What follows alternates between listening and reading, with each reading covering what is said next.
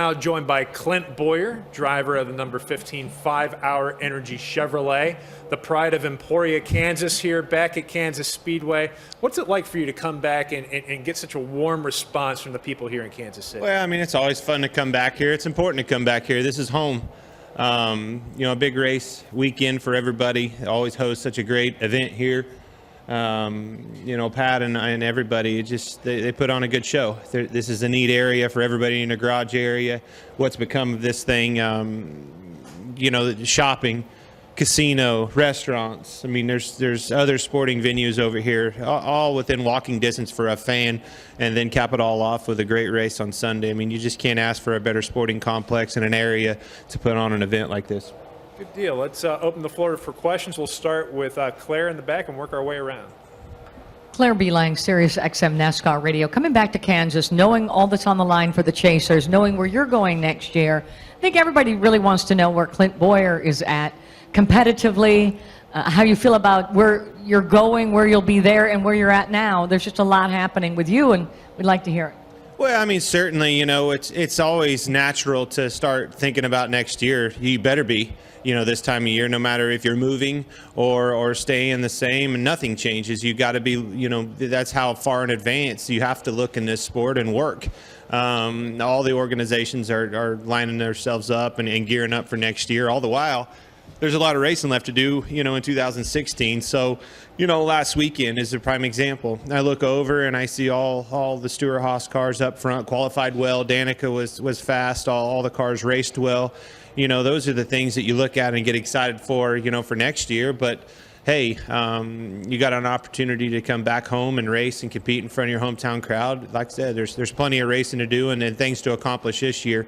We got to cap it off well and starting to get, focused on next year. But it is exciting.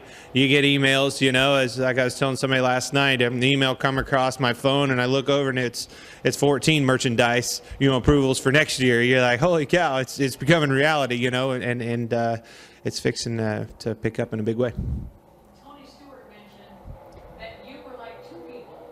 He was at Texas at the smoke show and he said, I got 4 drivers and I got really 5 because Clint is like 2. And he talks about how much he likes the energy that you have. Well, I think that it's a good fit because I think we know there's 2 of him too.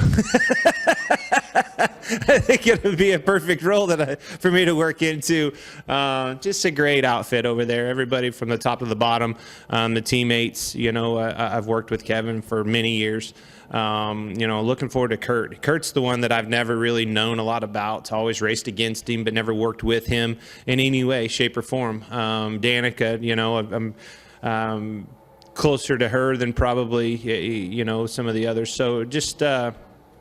I'm looking forward to it. It's going to be a lot of fun. It's going to be a neat atmosphere and something that, 10 years into this thing, one of the best opportunities ever is at your doorstep and fixing to happen. So it's pretty cool. Okay, go up front to Pat. Pat DeCola, NASCAR.com. Apart from merchandise sales, what sort of discussions and preparation have you guys had for next year so far?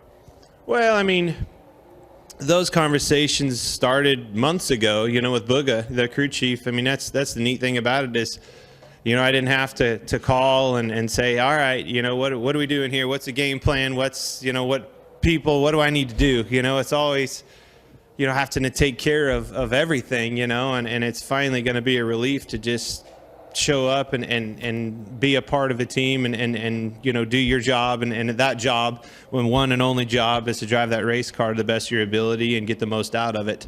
Obviously being a good teammate, being a good spokesperson for your sponsors and partners and stuff like that is always a big thing of what we do, big part of what we do in this world. But just looking forward to being in a situation where you can go out and know that if the equipment's there and that you'll have a good weekend, and that's all you can ask for as a race car driver. Go next to Katie, then to Blair, and then we'll go in the back. Katie Williams, Speedway Digest.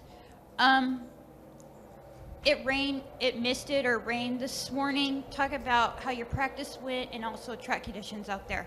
Yeah, it was threw everybody for a loop. Even me being from Kansas, don't expect, consistency in Kansas. It never works. It's just like we had our charity event last night.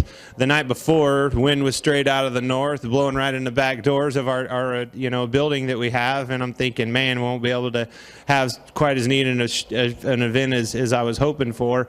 And then last night, it was beautiful outside, no wind, and, had people inside and outside and all over. You just never know. Then you wake up from that, and hell, I drove the motorhome up this morning and a light rain mist all the way here, and you're thinking, man, are we even going to get started on time? And we did. Track was extremely fast. The mist was out of here, and you can kind of see the sun burning through right now. But I look for, hopefully, those clouds kind of stay there. That'll help the track stay consistent as we move into qualifying. There's more rubber getting on the track as we speak right now with the Xfinity cars. So all these things are going to play a role as these teams are trying to calculate what to do to their setups and to their cars to make sure that they maintain the speed where they're out on the charts, if not, better them. We'll go to Blair, then to Karen, then to David, and then to Rick.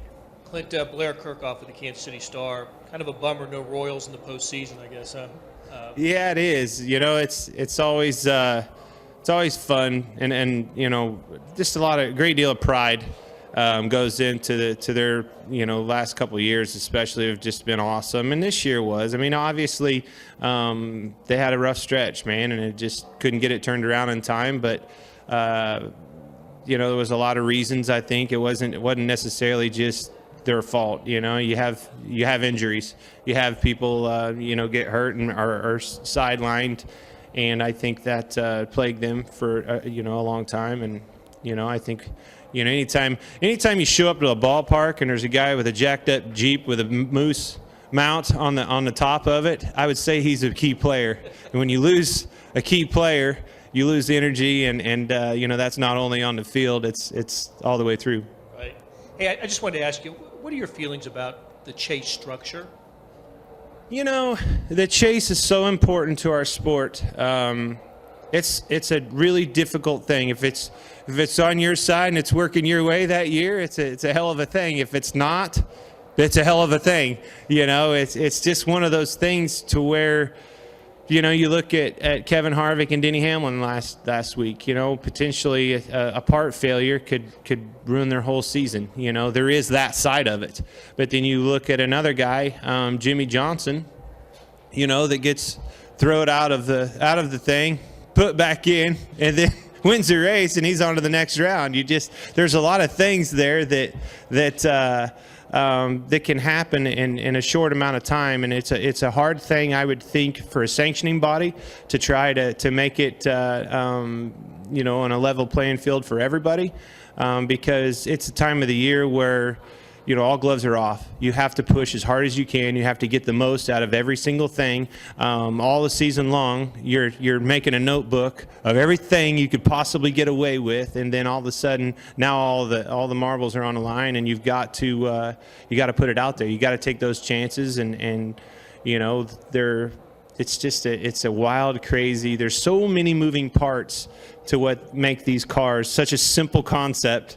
Back in the day, it's amazing what engineering has done to this sport and to these race cars. I mean, it's old technology. Truck arms. I mean, they've been on a Chevrolet pickup, since the 70s, 60s, and then you take that and all the things that we're doing, with a simple rear end concept that we've had for years, and it's unbelievable what these teams do with that concept. Hi, Clint. I've got two. One is, do they drive different then? If it's for all the marbles, we're at this point in the chase, is there a difference in the way drivers handle the track and the intensity? And the other thing is, who's got the bigger crowd, you or Carl, since you both call this home track? Well, I mean, certainly, Carl's compete for a championship. I would hope that, my fans included are rooting for him, being the local guy and a fan favorite here for all of us. I know he wants to win here just as bad as I do, and I know that, a win here would catapult him into a shot at a championship. So, I like Carl. He's always been a lot of fun. I remember the first time I ever met Carl and raced against him. It's just one of those things. So you respect a guy like that, and you appreciate him, his talents and abilities on the racetrack, and he'll win. You know, he's going to win here one of these days. You just hope you can beat him to it. You can't possibly sell the level of intensity, the level of competition within this chase. It is insane. There's so much pressure, and now you look at these teams, that one little wreck, you know, one little miscue last weekend, you got 5 teams that are, you know, racing for one position. I mean, that level of intensity is through the roof. You know, their level of anxiety, whether it's the race car driver, the tire changer, the crew chief, the engineer, all the way across the board, those guys got to be at their very best, and if they're not, they're going to be out and miss another year's chance at a championship. The way that thing is, man, you just can't miss. You know, inside this chase, one little mishap and you're done, and there's going to be somebody else in your place.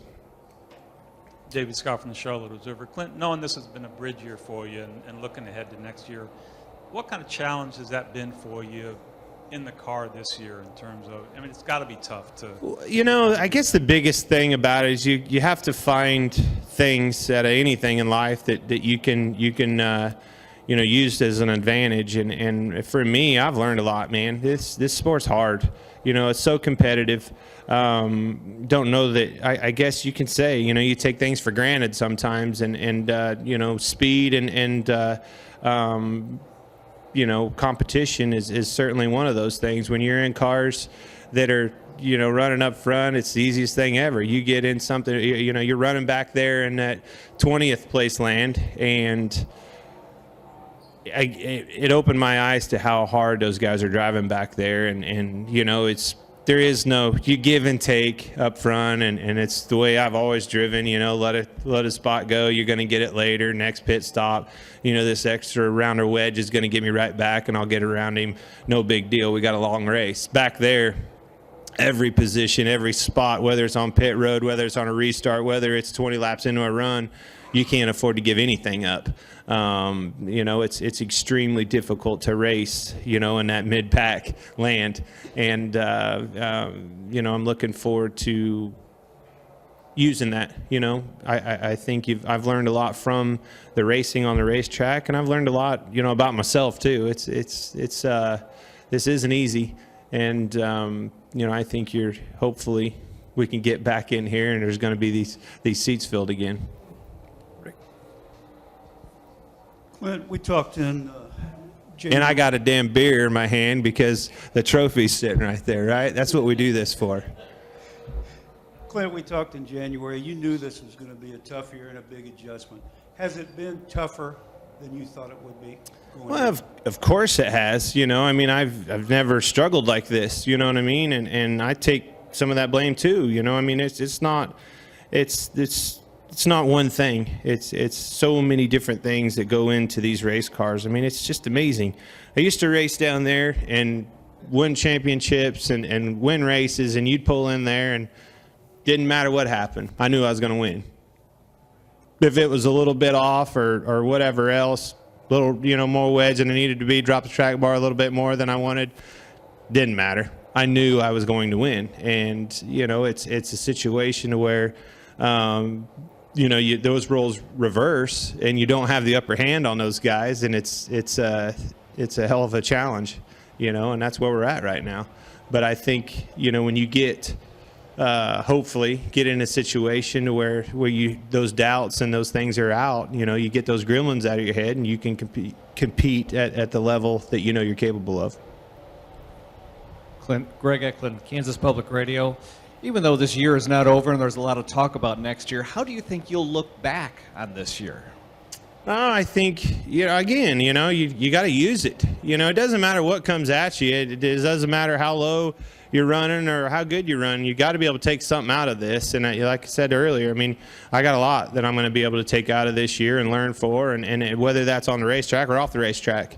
You know, there's been a lot of good things happen. I mean, I watched my little boy, you know, starting to grow up, and now he'll call you daddy and say, you know, come on, you know, let's go to the playground. Those things have changed for me. You know, going to the playground in between practice sessions is something new for me. But it's, you know, it's just there's been a lot of good things happen this year, and unfortunately, you know, the results on a racetrack wasn't one of those. Clint, thanks for taking the time Thanks, to guys. join us today. Good luck this weekend.